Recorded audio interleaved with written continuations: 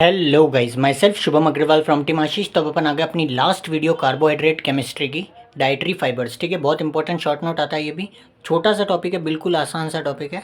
ठीक है, तो स्टार्ट करते हैं। सबसे पहले डेफिनेशन की बात करें तो डाइटरी फाइबर्स होते क्या हैं? They are remnants.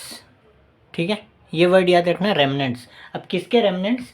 Remnants of edible, remnants of edible part of plants. या तो प्लांट के रेमनेंट्स हैं जो अपन खाते हैं, या फिर कुछ ऐसे कार्बोहाइड्रेट्स। ठीक है, डेट आर, अब बहुत इंपॉर्टेंट लाइन लिखने जा रहा हूँ, that are resistant to digestion. मतलब उनका डाइजेशन नहीं हो सकता और एब्जॉर्प्शन नहीं हो सकता। That are resistant to digestion and absorption in small intestine. तो ये बहुत इंपॉर्टेंट पॉइंट है कि they are resistant to digestion and absorption in small intestine. तो दे आर क्या है कि प्लांट के ऐसे रेमनेंट्स या फिर कुछ carbohydrates that are resistant to digestion and absorption in small intestine. मतलब ये प्लांट के कुछ ऐसे कंपोनेंट्स हैं that are not broken by अपने जो डाइजेस्टिव एंजाइम्स हैं, ह्यूमन डाइजेस्टिव एंजाइम्स इसको ब्रोकन नहीं कर सकते। ठीक है, तो जैसे ही इनको अपन ने डाइट में लिया, जैसा खाया वैसा का वैसा ये वापस से निकल जाता है। ठीक है, अगर बिल्कुल क्रूड लैंग्वेज में बोले तो। अगर इनके टाइप्स की बात करूँ, एग्जांपल्स या टाइप्स की, तो इनको दो ग्रुप में बांट सकते हैं अपन। कुछ तो होते हैं इनसॉल्युबल फाइबर्स और कुछ होते हैं सॉल्युबल फाइबर्स। ठीक है, तो इनसॉल्युबल फाइबर्स के अंदर आपके आ जाते हैं सेल्यूलोस। अब ये सेल्यूलोस के बारे में अपन ने कहाँ बात करी थी ना, होमोपॉलीसैकेराइड में ग्लूकोज का। और मैंने बताया था कि अपने अंदर एंजाइम नहीं है सेलोबाइज, इसीलिए अपन इसको डाइजेस्ट नहीं कर सकते। ठीक है, तो सेल्यूलोस, हेमी सेल्यूलोस और लिग्निन। ठीक है, ये इनसॉल्युबल फाइबर्स हैं। और सॉल्युबल फाइबर्स के अंदर अगर अपन बात करें तो पेक्टिन, गम्स, ठीक है, म्यूसिलेज, लिग्निन। लिग्निन तो इनसॉल्युबल में आ गया, और एल्जिनेट्स। ठीक है, ये सॉल्युबल फाइबर्स हैं। तो इसमें क्या होता है कि ये जो ऐसे पार्ट्स हैं, जो प्लांट के ऐसे कंपोनेंट्स हैं जो अपन डाइजेशन नहीं हो सकता अपने अंदर और एब्जॉर्प्शन नहीं हो सकता। ठीक है, बहुत सारे एग्जांपल है ऐसे। तो सेल्यूलोज हो गया, हेमी सेल्यूलोज हो गया, पेक्टिन हो गया, लिग्निन हो गया, गम्स हो गए, एल्जिनेट्स हो गए, लेक्टुलोज हो गया। ठीक है, तो ये दो ग्रुप में लिख सकते हो। ठीक है, थोड़ा अगर 5 नंबर का आ जाए तो। ठीक है, अब इनका मैकेनिज्म क्या है?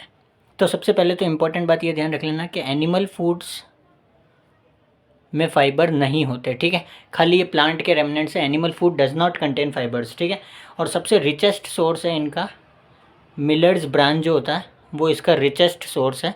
और अगर और सोर्सेज की बात करूँ तो किस में होता है? ये रागी में होता है, उसके अलावा मेज़ मक्का के अंदर होता है, उसके अलावा ज्वार सोरगम के अंदर होता है, और बाजरा पर्ल मिलेट जिसको बोलते हैं उसके अंदर होता है। ठीक है, अब इनके फंक्शंस की बात करते हैं अपन। तो मैकेनिज्म की अगर अपन बात करें तो ये क्या करते हैं? They contribute to the bulk of food. ठीक है, कि जो भी अपन खा रहे हैं ना, इनका डाइजेशन तो नहीं हो रहा, बट ये बल्क बनाते हैं फूड का।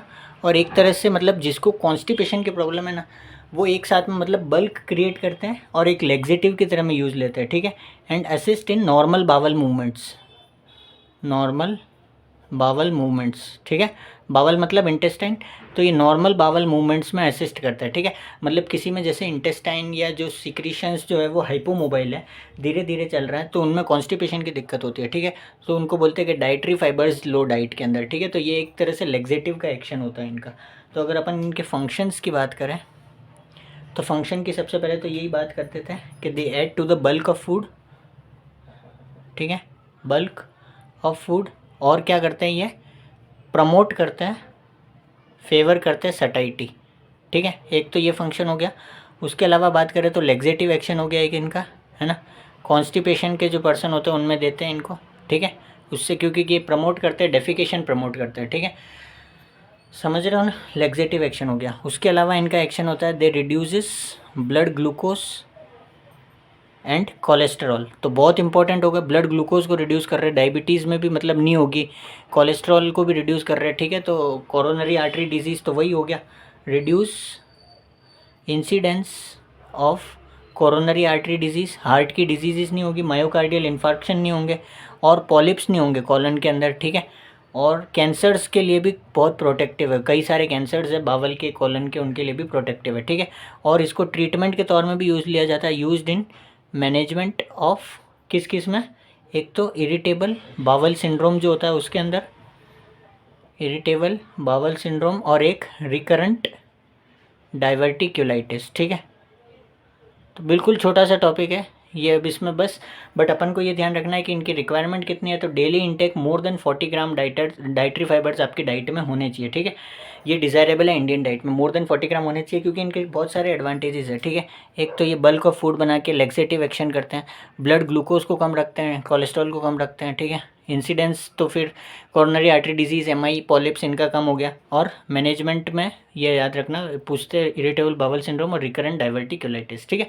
इनके सोर्सेज याद रखना और डेफिनेशन याद रखना। ये छोटा सा टॉपिक है, 2 नंबर में आता है और कई बार 5 नंबर में भी आ जाता है, ठीक है। तो ये अपना केमिस्ट्री ऑफ कार्बोहाइड्रेट्स खत्म हुआ, डाइटरी फाइबर्स, ठीक है।